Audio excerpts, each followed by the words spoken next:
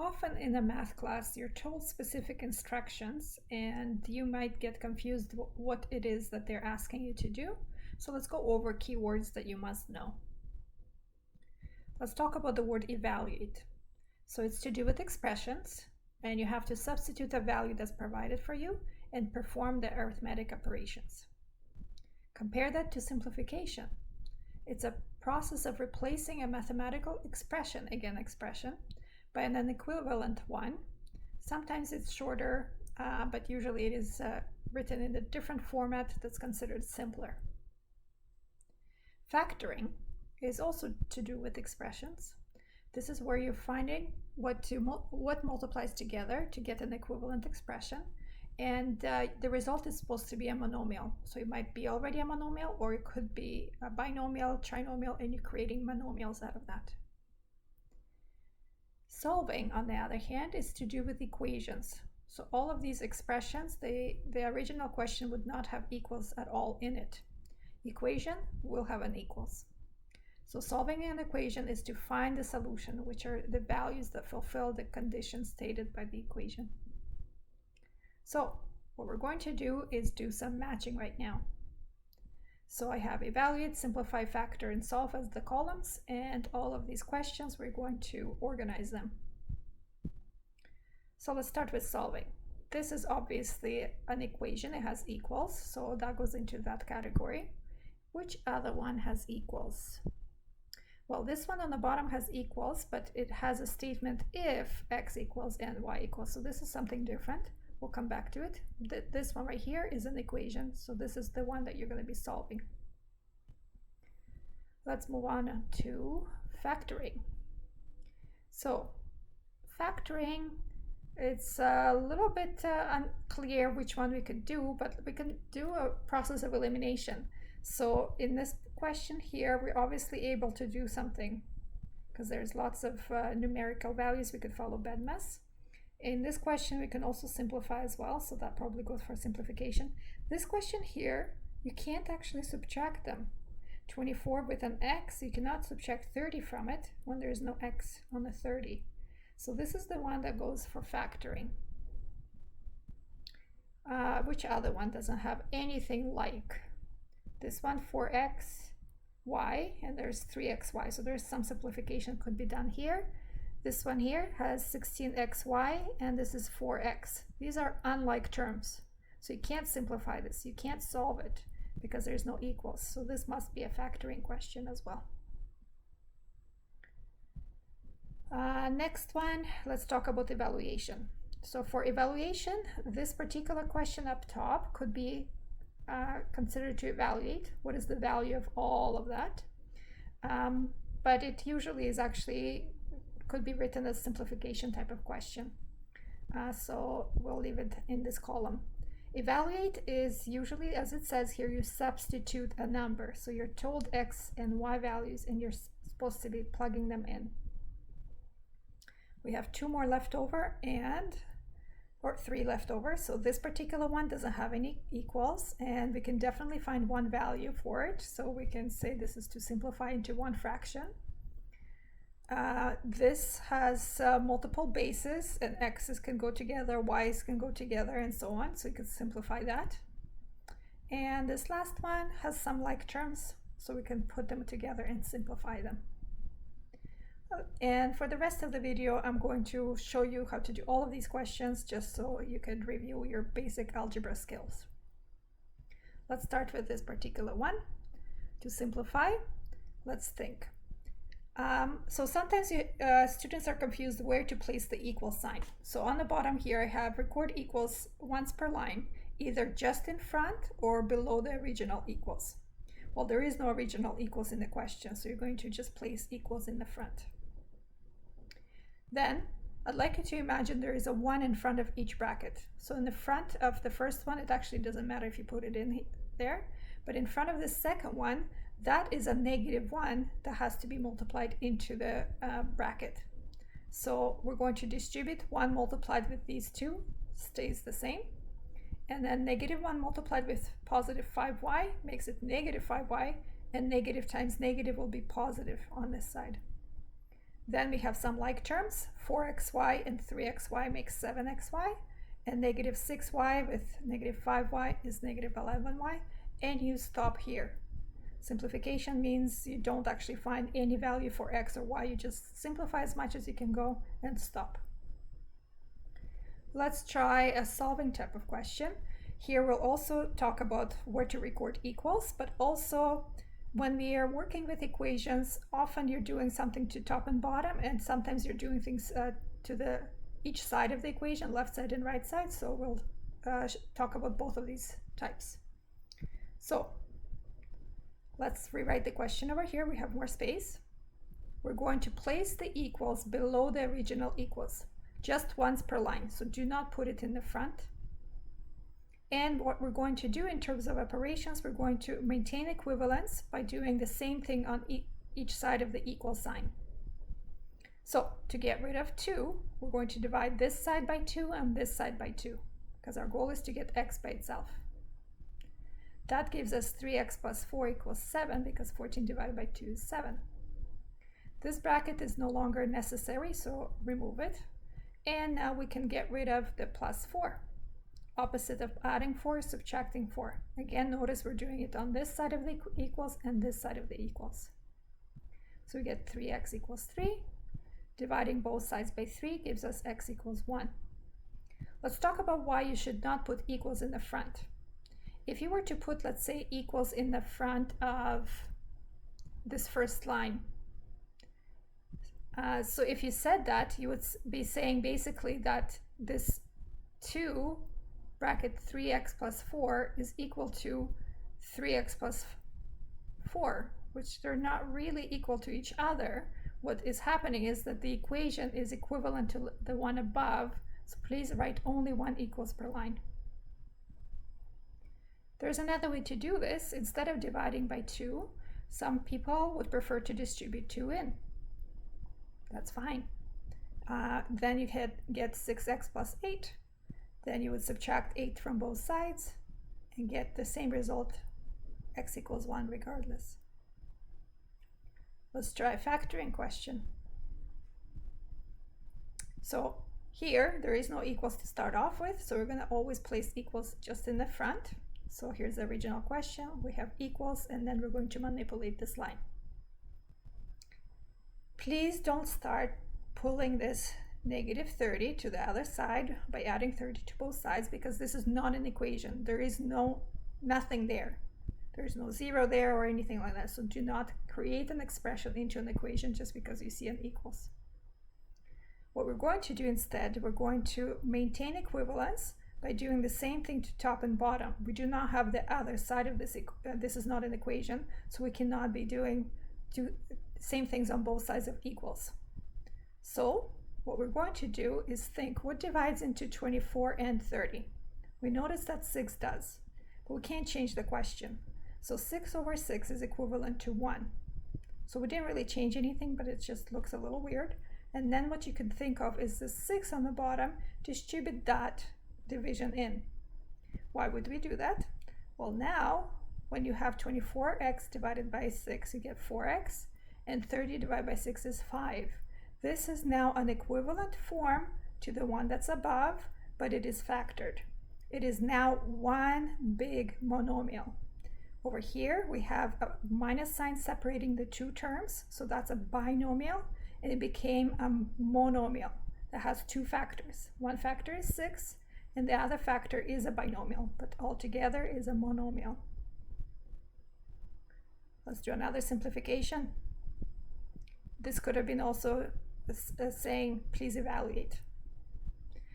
Again, this is not an equation, so we're going to place equals just once in front, and we're going to follow BEDMAS. So we notice there's this bracket here and this bracket here. We always start with what's required to be done within a bracket. -1 is just a single number, so we ignore that for now. So we're going to attempt to do this one, but we're also going to do this 3 times 4 at the same step, because what's in front of that is addition, and multiplication comes before it. So we're going to do 2 things at once. So this becomes -4, this becomes -12. Next thing, what we're going to do is again 2 steps. I think you guys can handle it. -4 with a square. BEDMAS, exponent goes next. Then I have addition and subtraction at the end here, so I could do those two. Adding and subtracting are at the same level, but we cannot do this addition before this division, so I'm kind of stuck. I can do these two parts together though. And so -4 squared is 16. These two subtracted is -4. Next, we have multiplication and division. They're on the same level, so you do it in the order that they appear. So you multiply first, get -16. Then out of these two, you have to do the division next before subtraction. You get -2, and subtracting gives you -6. So this is how you simplify an expression with just numerical values. Let's do evaluation. Remember, this is the one that you substitute a number provided into the variables given. So here's the original question. And let's think, we're going to place the equals only once in the front. So right now I've recorded empty brackets wherever the variable was, and we're going to stick 2 and -1 in the appropriate slot. Here it is. Then we just follow BEDMAS. Here there's several brackets. You start from the inner brackets. So 2 squared is 4, -3 times -3 times -3, 3 times, is still, sorry, I said that wrong. -1 multiplied by itself 3 times is still -1. And then we want to multiply everything on the inside. We get -12 with a square, 144.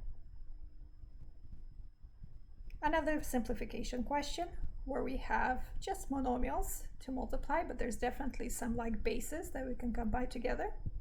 So this is not an equation, so equals goes only once in the front. I'm going to reorganize all of these monomials. I'm going to put the ones that have no exponent on it. So 8 has exponent 1, -2 has exponent 1, so that we can put those together because they have something alike with them. And then x's together because they have the same base, and y's together. So this is equivalent to what's above, just rewritten. Why can we do that? Because order of multiplication doesn't matter. Just think about 2 times 3 versus 3 times 2. It's still 6. So you can just reorganize if you have multiplication throughout. Then you can just actually do the work. So we have 8 with -2 multiplication is -16. We have 2 x's and then 3 more x's, so that's 5 of them. And then 8 on the y as an exponent. Let's try another factoring question, and keep in mind that you're going to have a whole unit on factoring later on. So we're going to record equals just once in the front because this is an expression, not an equation. And we're going to think what factors into both of these terms. What is common? Well, we see that there is a 4 that divides into both and x. So you could say, well, let's divide both by 4x. Now, please don't forget that you've now changed the question. The above is no longer equal to this expression. So this is why I said to maintain equivalence, you must do the same operation on top and bottom. So then, if you do that, if you divide by 4x, but also multiply by 4x, then you're technically multiplying by 1, which is equivalent to the original. Now, you should notice that actually you could divide by a negative because both of these have a negative. And you'll learn later on that anytime the first term has a negative, you actually pull it out even if it is not in common.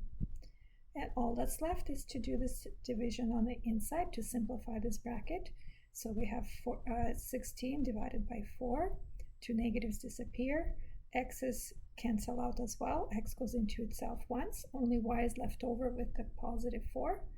And here, please don't just cancel and say there's nothing left. I like to say that this is division. So instead of using the word cancel, think 4x divides into itself. How many times? It divides in once. And negative divided by negative is a positive. So this would be the result of the factoring question. Again, this is now a big monomial term with factor -4x and a second factor that's a binomial. Let's do another to simplify, working with fractions. Quick review how to do that. Here's the question. Because it's an expression, you record equals just once in the front. And because it's an expression, we're going to do the same operations top and bottom to maintain equivalence. For example, when you're trying to find lowest common denominator, you would be multiplying top and bottom by 10. So technically you're just multiplying by 1 because 10 divided by 10 is just 1. But is 80, so 8 times 10 and 10 times 8, that's 80. Is that your lowest common denominator? Let's think. So we need to find LCD, which stands for lowest common denominator of 8 and 10. So I know this is pretty simple for these questions, but I'm going to go over the method that works with really complicated denominators, which you'll have to learn eventually. So 8, break it down into its factors. So 2 times 2 times 2 is an 8, and 10 is broken down into prime factors of 2 times 5. What you want to do is create the lowest common denominator out of that. So you take the very first number as is, just take all of these 2, 2, 2 and take it as part of your LCD, because this is 8 and 8 obviously is divided by itself, but 10 will not go into this. So you look at the prime factorization of 10. This 2 is already represented, but 5 isn't. So let's tack on a 5 to this LCD. When you multiply this out, you get a 40. So now 10 goes into 40 and 8 goes into 40, and this is the lowest common denominator. So let's do that one instead, so we have less simplification to do. So to get a 40 out of 8, I need to multiply by 5, top and bottom, and 10 needs the 4, so top and bottom by 4. That gives us 35 minus 32 all over 40, which is just 3 over 40. Let's do another solving kind with fractions. So here's a question. Because this is an equation, we're going to put 1 equals per line, but just below the original equals, not in the front. So don't write down 2 equals per line. And please remember, to maintain equivalence, we want to do the same things to left side of the equation and to the right side of the equation. So first of all, because most of you might not be very good with fractions, or it's just a headache to work with them, we can get rid of the fractions by multiplying both sides of the equation by lowest common denominator, which is 6 here. So 6 and 2 divide out, and you get a 3. So this is what I did. I said 2 goes into itself once, and 2 goes into 6 3 times. On this side, I'm going to distribute the 6 in, and then I'll do the same thing. So 3 and 6 divide out. So 3 goes into itself once, into 6 goes twice, and 6 goes into itself once. So we get a result like this. We have 3 times 5, which is 15. We have 4n times 2, which is 8n, and then we just have the 7 here. No denominators left. Next, we want to collect like terms. We cannot say 15 plus 8x as is because there's equals on this side, so we need to bring all the n's to one side. To do that, because 8n is positive, we're going to subtract 8n on this side of equals and this side of equals. 15n minus 8n is 7n, and we have negative 7. I lost a negative there. Let me fix it. Okay, here it is. And so then you can divide both sides by 7, and you get n equals negative 1. Instead of multiplying by LCD both sides, what you could do is actually do the same operation top and bottom on one of the sides. Let me show you how. So let's start with the original, and you could just leave the fractions and just work with fractions, creating lowest common denominator just on this right side. 3 times 2 would give us the 6, but what you do to the bottom, you have to do to the top so that you're maintaining equivalence. So that gives us 8n over 6 minus 7 over 6, and that could be recorded as all over 6, and then you could proceed with clearing the denominator by multiplying by both sides by 6, and then you get the same result as before. So I'm just showing you a different route that you could have taken. And that's it.